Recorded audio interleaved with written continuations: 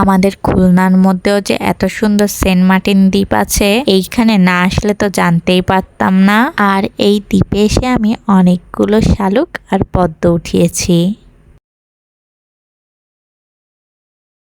Hello everyone, আমি লাবণ্য চলে আসলাম নতুন একটা ভিডিও নিয়ে। দেখতেই পাচ্ছেন আমার ঘড়িতে এখন বাজে হচ্ছে সকাল 6টা। সকালের পরিবেশ কিন্তু এমনিও অনেক সুন্দর, আর সেই সুন্দর পরিবেশকে আরো সুন্দরভাবে দেখার জন্য আমরা যাচ্ছি বাংলাদেশের দ্বিতীয় বৃহত্তম বিল ডাকাতিয়ার বিলে যাওয়ার জন্য আমরা প্রথমেই চলে আসলাম বাইপাস সড়কে। আর রাস্তার পাশে একটা বড় মাঠ ছিল, আর মাঠে হচ্ছে অনেক কাশফুল গাছ ছিল, তাই ভাবলাম এখানে এসে একটু ছবি তুলি আর ভিডিও করি।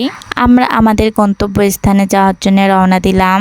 আমরা বাইপাস সড়ক থেকে সোজা চলে আসলাম ফুলবাড়ি গেট তেলিগাতি, আর এখান থেকে আমরা যাব সেই ডাকাতিয়ার বিলে। যারা প্রকৃতি প্রেমী আছে তাদের ঘোরার জন্য কিন্তু একটা অসাধারণ জায়গা। এইখানে না আসলে তো বোঝাই যাবে না যে আমাদের খুলনার মধ্যে একটা এত সুন্দর জায়গা আছে। যারা খুলনার মধ্যে আছেন তাদেরকে সাজেস্ট করবো একবার হলেও এই জায়গাটা ঘুরে যাবেন। আপনারা যদি খুলনার যে কোনো প্রান্ত থেকে আসেন, ফুলবাড়ি গেট বাইপাস সড়কের কাঠমান্ডু রেস্টুরেন্টের কিছুটা সামনে আসলেই আপনারা একটা ইটের রাস্তা দেখতে পাবেন। আর এই রাস্তার সামনে কিন্তু কয়েকটা দোকান আছে, বলা যেতে পারে গ্রামের ছোটখাটো একটা বাজার। আর এই ইটের রাস্তা ধরে কিছুটা সামনে গেলেই দেখতে পাবেন ডিঙি নৌকার ঘাট। এই ঘাটে অনেক ছোট ছোট ডিঙি নৌকা বাঁধা থাকে, আর ওই নৌকা ভাড়া করে আপনারা পুরো বিল ঘুরে বেড়াতে পারবেন। এই যে দেখতেই পাচ্ছেন বিলের পানিতে কত নৌকা বাঁধা রয়েছে। এইখানে এসে দেখলাম এই এলাকার মানুষের যাতায়াত ব্যবস্থা হচ্ছে এই ডিঙি নৌকা। এই বিলের মধ্যেও যে মানুষ বসবাস করে, না আসলে তো আমি জানতেই পারতাম না। বিল ঘোরার জন্য আমরা এখান থেকে একটা নৌকা ভাড়া করে নৌকায় উঠলাম, আর আমি একদম নৌকার মাথায় যেয়ে বসলাম। নৌকায় করে এরকম ঘুরে বেড়াতে না অনেক ভালো লাগে। যেহেতু আমি সকালবেলা গেছিলাম, ওয়েদারটা অনেক সুন্দর ছিল, আকাশটা একদম নীল ছিল, আর আকাশে সাদা সাদা মেঘ ছিল। বিলে ঘোরার জন্য সকালের টাইমটা না হলে বিকেলের টাইমটা একদম বেস্ট। আর যেহেতু আমার বাসা থেকে ডাকাতিয়ার বিলটা অনেক কাছে, তাই আমি সকালেই এসেছি। আজকে আমাদের সাথে রয়েছে আমাদের এক কন্টেন্ট ক্রিয়েটর ভাইয়া। ওনার পেজে কিন্তু অনেক ফানি ভিডিও আছে। ভাইয়ার পেজটায় যে একটু লাইক ফলো দিয়ে আসবেন। ওনার পেজটার নাম হচ্ছে স্মৃতি ভিডিওগ্রাফি। আমরা নৌকায় উঠেই একটা ড্রোন শট দেই। ড্রোনটা যখন উপরে উঠছিল তখন কিন্তু অনেক ভয় করছিল, মনে হচ্ছিল ড্রোনটা না পানির মধ্যে পড়ে যায়। এখন কিন্তু আপনারা আমাদের পাখির চোখে দেখতে পাবেন, কারণ আমাদের ড্রোনটা আস্তে আস্তে অনেক উপরে উঠে যাচ্ছে। কি অপরূপ দৃশ্য, তাই না? চারিদিকে পানি আর জায়গায় জায়গায় সবুজ। আসলেই অসাধারণ একটা দৃশ্য। এখানে না আসলে তো বুঝতেই পারতাম না। আর যে রেল লাইনটা দেখতে পাচ্ছেন, এটা হচ্ছে মোংলায় যাওয়ার রেল লাইন। আমাদের কত ছোট দেখা যাচ্ছে, তাই না? এই যে আস্তে আস্তে কিন্তু আমরা চলে যাচ্ছি আমাদের ডাকাতিয়ার বিলের সেই সেন্ট মার্টিন দ্বীপে। ভিডিওর প্রথমেই বলেছিলাম আমাদের খুলনার মধ্যে সেন্ট মার্টিন দ্বীপ আছে, আর আজকে সেই সেন্ট মার্টিন দ্বীপেই যাচ্ছি আমরা। ড্রোন শটে কিন্তু আমাদের পুরো ডাকাতের বিলটা দেখা যাচ্ছে। কত বড় এই বিলটা, তাই না? মুরব্বীদের মুখে শুনেছি অনেক আগে এই বিলে জঙ্গল ছিল, আর জঙ্গলে ডাকাতদের বসবাস ছিল। ডাকাতরা ডাকাতি করে এইখানে এসে হচ্ছে ভাগ করত। সেইখান থেকেই এই বিলের নাম হয়েছে ডাকাতিয়ার বিল। চারিদিকে কিন্তু একদম পানি থই থই করছে। সারা বছরই এই বিলে এরকম পানি থাকে, আর এই পানির নিচে অনেক মানুষের জায়গা জমি এভাবে ডুবে আছে।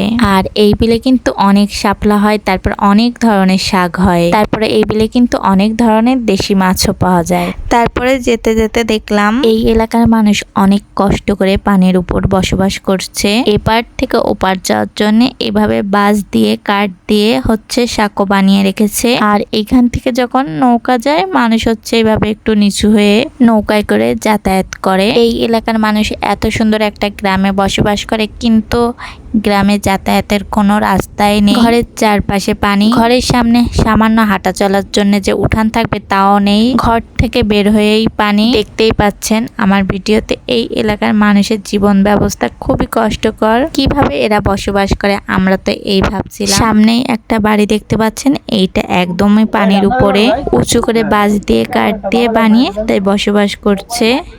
তাই তো করছি না, এই জায়গা থাকলে তো সেইভাবে বানাতে হবে, উঁচু করে। কিন্তু কারেন্ট তো আছে, এই সুবিধা আছে। কারেন্ট আছে, রাস্তা না। তারপরে যেতে যেতে সামনেই পড়লো একটা একটা শসা ক্ষেত, আর শসা খেতে কিন্তু অনেক শসা হয়েছিল। পানির উপরে চারপাশ থেকে এরকম নেট দেওয়া, আর নেটের উপরে ঝুলে ঝুলে শসা হয়ে রয়েছে। আর এই এলাকার মানুষ কিন্তু অনেক ভালো। আমরা এখানে এসে তাদের সাথে কথা বললাম, তারপর আমাদের কিন্তু অনেকগুলা শসা খেতে দিয়েছিল। আর জালি জালি শসা খেতে কিন্তু অনেক মজা লাগে। এই যে আমাদের এই ভাইয়াটা অনেকগুলো শসা ছিঁড়ে দিয়েছিল, আর তাদেরই শসা ক্ষেত। এই যে দেখতেই পাচ্ছেন কত বড় শসা ক্ষেত, এখানে অনেক শসা হয়। আর এই এলাকার মানুষ কিন্তু অনেক কর্মঠ, ভোরের আলো ফোটার সাথে সাথে কাজে বের হয়ে যায়। দেখতেই পাচ্ছেন কেউ নৌকা নিয়ে মাছ ধরছে, কেউ বা নৌকাতে করে শাপলা শাক ভরে নিয়ে বাজারে বিক্রি করতে যাচ্ছে। তারপরে অনেক মহিলাদেরও দেখেছি যে ডুঙিতে করে শাপলা শাক নিয়ে বাজারে বিক্রি করতে যাচ্ছে। এইগুলোর উপরই এই এলাকার মানুষের জীবিকা নির্ভর করে। দেখতে দেখতে আমরা কিন্তু চলে আসছি সেই অসাধারণ জায়গায়। আর এই গাছটার নিচের দৃশ্যটা কত সুন্দর, তাই না? আসলেই আমাদের দেশের আনাচে কানাচে লুকিয়ে আছে অপরূপ সৌন্দর্য, তা নিজে চোখে না দেখলে কখনোই বিশ্বাস হবে না। এই যে আমার সেই খুলনার সেন্ট মার্টিন দ্বীপ, কি অপরূপ দৃশ্য, তাই না? মনে হচ্ছে আমি নৌকার উপরে দাঁড়িয়ে হাতটা মেলে ধরে এই সৌন্দর্যটা উপভোগ করি। এই যে এইখানে এসে আমি কয়েকটা নীল শাপলা পেলাম। সারা বিলেই কিন্তু শাপলা ফোটে, কিন্তু ভোর হতে হতে এইখানের মানুষ শাপলাগুলো উঠিয়ে বাজারে বিক্রি করতে নিয়ে যায়। এইখানের মানুষের জীবিকা ওইগুলোর উপরই চলে। এইখানে যে এত সুন্দর সেন্ট মার্টিন দ্বীপ আছে আমরা তো কখনোই জানতাম না। আমাদের মাঝি ভাই বলেছিল, চলেন আপনাদের আজকে আমি সেন্ট মার্টিন দ্বীপের চেয়েও সুন্দর জায়গায় নিয়ে যাব। সত্যি অনেক সুন্দর এই জায়গাটা, আমি মুখে বলে প্রকাশ করতে পারবো না। তাই জন্য আমি এখানের নাম দিলাম সেন্ট মার্টিন দ্বীপ। আসলেই বলুন তো, সেন্ট মার্টিন দ্বীপের চেয়ে কি কম কিছু? সেন্ট মার্টিন দ্বীপের মতো নীল আকাশ আর নীল পানি, বিলের পানি যে এত সুন্দর নীল হয় আমি তো কখনোই দেখিনি। আমি একটা শাপলার বীজও পেয়েছিলাম। তারপর আমাদের মাঝি ভাই বললো এখানে কিছু পদ্ম ফুল ফুটেছে, চলেন আপনাদের দেখিয়ে নিয়ে আসি। এখান থেকে কিছুটা সামনে যে আমরা সেই পদ্ম বিল পেলাম। এইখানের দৃশ্যটা এত সুন্দর ছিল, আমার তো এখান থেকে যেতে ইচ্ছা করছিল না। এইখানে এসে কিন্তু আমরা অনেকগুলো ফোটা পদ্ম ফুল পেয়েছিলাম, তারপরে অনেক কড়িও ছিল। আমাদের ডাকাতিয়ার বিলেও যে এত সুন্দর পদ্ম ফুল ফোটে আমাদের খুলনার মানুষ কিন্তু জানেই না। যাই হোক, আমরা তো নিজেই জানতাম না, আমাদের মাঝি ভাই যদি না বলতো। ভিডিওতে দেখছি যে এই পদ্ম ফুল দেখার জন্য আমাদের খুলনার মানুষ সে কত দূর চলে যাচ্ছে। সেই পদ্ম বিলে যাওয়ার জন্য আপনাদের ভাইয়াকে কিন্তু আমিও বলেছিলাম আমাকে নিয়ে যেতে। আপনাদের ভাইয়া বলে ওইখানের চেয়ে আমাদের ডাকাতিয়ার বিলে অনেক অনেক সুন্দর শাপলা ফুল ফোটে। তাই সেই শাপলা ফুলের ভিডিও করতে এসে দেখা পেলাম পদ্ম ফুলের। আসলে কি সুন্দর পদ্ম ফুলগুলো, তাই না? এইখান থেকে আমি অনেকগুলো পদ্ম ফুল উঠিয়েছিলাম। তারপর অনেক করেছিল কিন্তু সেগুলো উঠায়নি, কারণ পরবর্তীতে যারা ঘুরতে আসবে তারাও তো ফুল দেখবে, তাই না? যাই হোক, আমার ভিডিওটা কিন্তু অনেক লং হয়ে যাচ্ছে, তাই মাঝি ভাইয়ের গান শুনতে শুনতে আমার ভিডিওটা এখানেই শেষ করলাম। আল্লাহ হাফেজ। ওহো বিন্দিয়া, ও বিন্দিয়া, কান্দিস